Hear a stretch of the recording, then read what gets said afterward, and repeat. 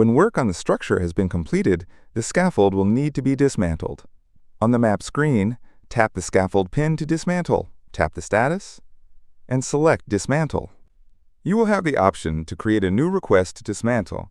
This means that the dismantle needs to be approved before it is actioned. Or select Create a new scheduled dismantle.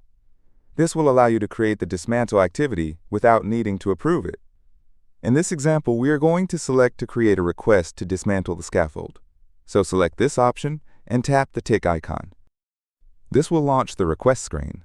Enter any required information and tap the tick icon to create the request.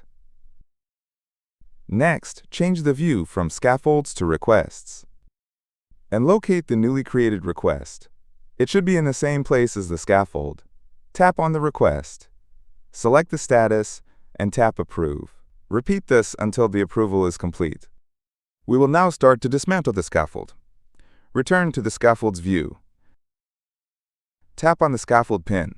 We will need to tap the status again and select Dismantle.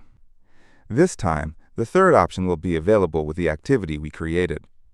Select this option and then tap the tick icon.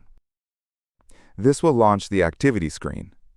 Make any changes to the activity if required, and then tap the tick icon. The scaffold status will change to Dismantle in Progress. Select the scaffold status again, and tap Complete Dismantle. In the activity screen, make any changes and tap the tick icon. Dismantled scaffolds will be removed from the mobile device. You can use the desktop to filter in dismantled scaffolds.